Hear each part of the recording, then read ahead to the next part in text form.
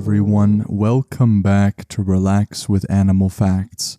I am Stef Wolfe, and today I am going to be learning with you about our furry, scaly, or possibly even slimy friends. And in today's case, this creature does not fit neatly into any of those categories because we are covering the oh-so-wonderful Hercules Beetle.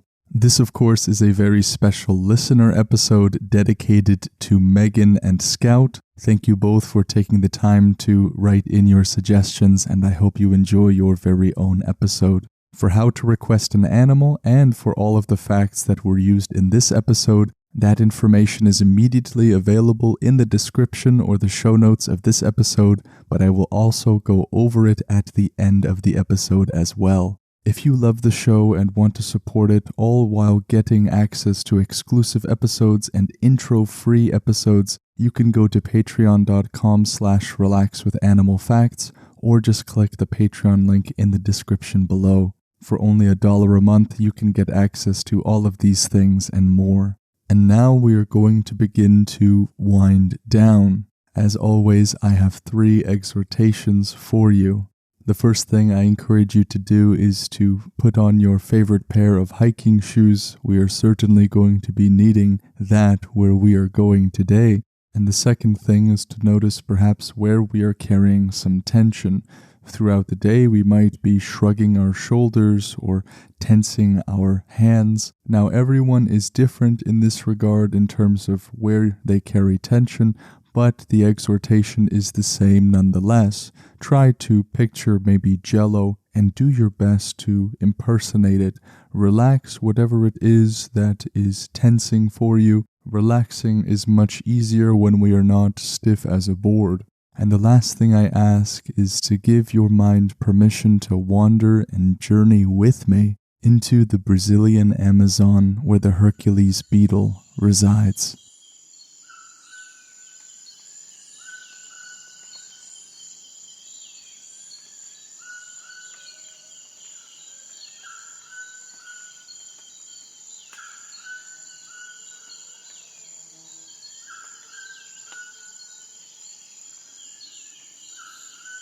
Many times on our trips together, I have compared the soundscapes of particular places to something like an orchestra, where every member of the natural world is contributing to the soundscape in some way.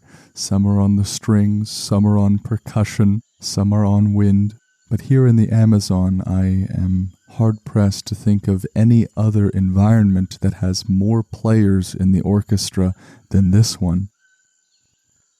And today we get to enjoy this natural performance as we look around for the Hercules Beetle. The scientific name of this creature is Dynastes hercules. Now that word Dynastes comes from a Latin word, but that Latin word has its origins in a Greek word that is used to describe a ruler, a chief, a lord, or a master. It generally describes somebody with power. And that latter word, Hercules, I think many of us know the mythological origins of that name. And thanks to the mythological work of some of the ancients, we have come to really associate the word or name Hercules with something of great strength. And so if we were to take these two words, Dynastes Hercules, it would be something like ruler of strength or chief in strength. This would make sense considering the Hercules beetle is one of the world's largest insects, and what they are most known for is those characteristic horns. These horns will only be on the male Hercules beetles, but these long horns are going to grow from their heads and from the middle of their bodies. These horns come together to resemble something like a claw or like a pincer. The Hercules beetle that we are looking for today is a species of rhinoceros beetle, and rhinoceros beetles comprise over 1,500 species. They include things like horn beetles and unicorn beetles, and they are known for their unique arrangements, their vast sizes, like in the case of the Hercules beetle today. These are some of the coolest insects, and we have the privilege of finding one today. Now, while the rhinoceros beetle has over 1,500 species, the Hercules beetle has 13 subspecies. As is always the case, they are going to differ somewhat in color and slightly in size. They come in brown, blue, green, black, yellow, and white. The ones we are going to be finding today are going to be black in color. We will not have the privilege of seeing any blue or yellow ones, but we can know that they are out there. As is the case with other beetles, they're going to have a very hard outer shell, something like natural armor that is going to shine in the sun. And these shiny parts are actually the wings of the animal. These forewings are referred to as elytra. These are actually hardened forewings that act something like a cover over the functional wings that are underneath. And this is because adult Hercules beetles can fly. Some might say they clumsily fly, but they fly. Like the majority of other insects, Hercules beetles will have 6 legs as well. While there are contenders for largest insect, the Hercules beetle takes the gold medal for being the longest beetle in the world. This is due to these amazing horns, which are also called rostrums, and these horns are going to be used for some intra-species competition. Usually in competition for the females, the males will fight by trying to lift one another up over their head and throwing them down in victory. The length or size of the horn is often indicative of the health of the beetle, and of course it will serve as a good weapon in battle. And so the reason they are called Hercules beetles is not just because they look strong, but indeed because they are strong. They can carry up to 850 times their own weight. Now, there have been some conflicting claims as to how strong the Hercules beetle actually is. In one source, mainly in the Guinness Book of World Records, it lists that it can lift up to 850 times its own weight. But as to how this number of 850 times was reached, it is somewhat of a mystery. Researchers in an experiment in 1995 documented that the Hercules beetle could carry 100 times their own weight, not 850 times their own weight. This number is nothing to scoff at. If we were to put that in human terms, if you weighed, let's say, 150 pounds, that would be the equivalent of lifting 15,000 pounds and still being able to move around. That, of course, is absolutely ridiculous as far as human beings are concerned, but the Hercules beetle does have some Hercules strength. There is a dung beetle that researchers have found can pull 1,141 times its own weight, which would really make it seem as if they are the strongest insect far over the Hercules beetle, and perhaps a really good creature to cover in a future episode. Now, in terms of their sheer size, they will grow around 4.5 inches long and weigh over 3.5 ounces. 3.5 ounces is about 0.06 pounds. This means that if they can carry over 100 times their weight, this creature that is 0.06 pounds can carry 6.25 pounds. That is very impressive. The Hercules beetle is going to spend the majority of its life as a larva. This stage of their life will take around 2 years before they turn into an adult. But once they are indeed adults, their lifespan will be about 3 to 6 months. In captivity, they have been seen to be able to live as long as a year, but in general, half a year, especially in the wild, is more of the norm. But these larvae are very interesting. The larvae of the Dynastes Hercules, or the Hercules beetle, has a very important role in ecology. In this stage, they help with something known as nutrient cycling, as well as biodegradation.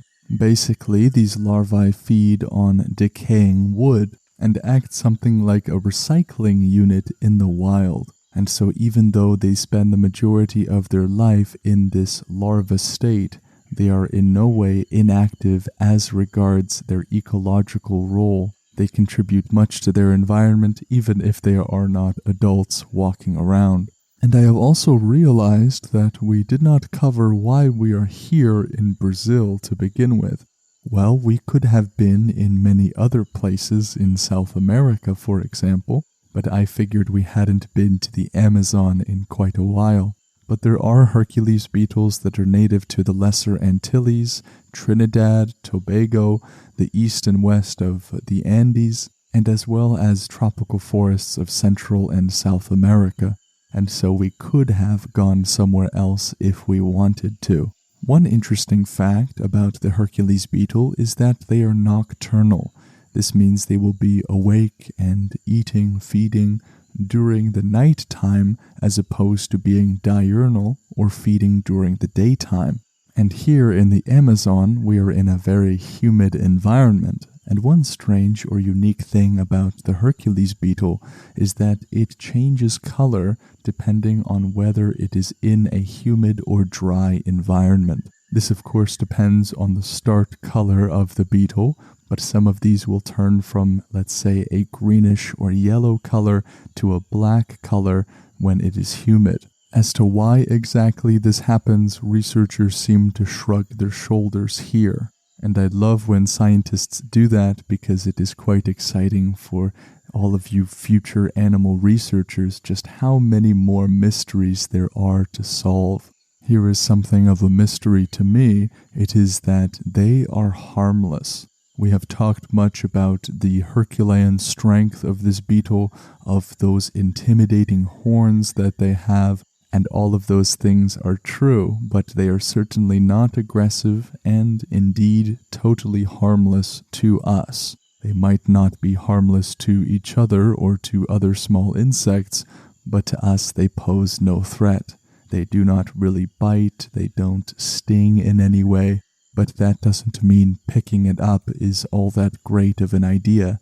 They still have legs that are covered with sharp little spines, and so they can scratch you if you're not careful. And even though they are Herculean in their strength, we as human beings are much, much larger, and so when they are handled, they should be handled with care as they would be fragile to us. And now let us move on to the name of this creature, the Hercules beetle. What do those words mean, or rather, where do they come from? So we are going to cover each one separately, beginning with the word beetle.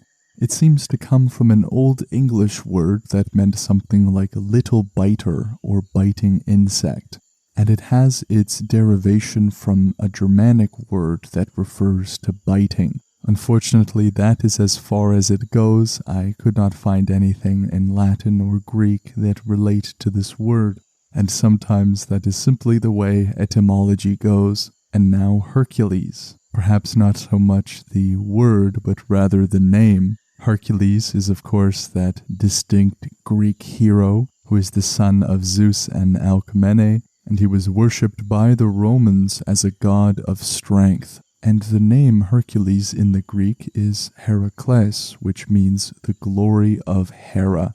A sidebar that Hera is where we get hero, referring to someone of superhuman strength or courage, but let us not get too far. And so of course this Greek hero was imported to much of our culture in the form of popular movies and whatnot, that even kids today know the story that the kids in ancient Greece 2,000 years ago would have known about. That is something quite special. And now let us move on to the review portion of the show, and this review comes from someone named app_rate and then the numbers 1 through 9, and they are writing all the way from the United States of America, and app writes, "Started listening today. Super cool animal facts about animals I've never even heard of. Stefan's voice is so relaxing, and it's the perfect thing to keep me entertained on my daily walk. Today I learned about the barracuda and the echidna.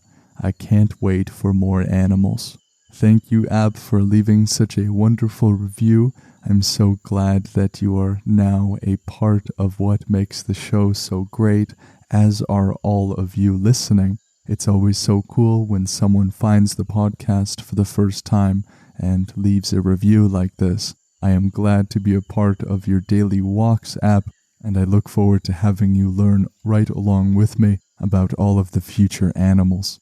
The part of the review where App wrote that there were animals that they had never even heard of is something that is remarkably relatable to me. I cannot tell you how many times in this podcast's history that I have gotten a request from one of you out there, and I have had to Google this creature because I had never heard of it, and sometimes the animals are so weird or bizarre that I am surprised an animal like this even exists. We have covered some of these creatures on the podcast, but there are many, many more to come. The natural world seems to have so many gifts awaiting discovery. Now, if the show has helped you at all, leaving a review is one of the most impactful and quickest ways to give back to the show. Whether it's a 1 or a 5-star, it helps the show grow, it helps more listeners like App find the podcast to begin with, and of course it's very quick to do, and so that is always encouraged. If you would like to request to have your very own animal episode, you can send your request by going to relaxwithanimalfacts.com and clicking on the Animal Request tab. If you wish to contact me for any other reason, you can do so by going to relaxwithanimalfacts on Instagram or by sending an email to relaxwithanimalfacts@gmail.com. If you would like exclusive episodes and intro-free episodes, all while supporting the show, you can do so for only $1 a month on patreon.com/relaxwithanimalfacts. All of your support means the world, and you truly help keep the show going. The facts that were used in this episode come from AtoZAnimals.com, factanimal.com, biologydictionary.net, entnemdept.ufl.edu, and etimonline.com. All of those resources are in the show notes or the description, and I encourage you to search to your heart's content and look at all the other things that they have. Without these resources, this podcast episode would not have been possible. What an amazing creature we have covered today. Given how strong they are, we can only imagine how strong they would be if they were the size of a dog or of an actual rhinoceros. There are so many paradoxical realities to nature and to life. The smallest creatures are often the strongest by proportion. The most unassuming or common creatures are often those that have the most to be discovered about them. Thank you all for taking the time to join me on this immersive experience. Follow, rate, share the podcast if you enjoyed it, and I look forward to having you on the next podcast episode with the next animal. Take care.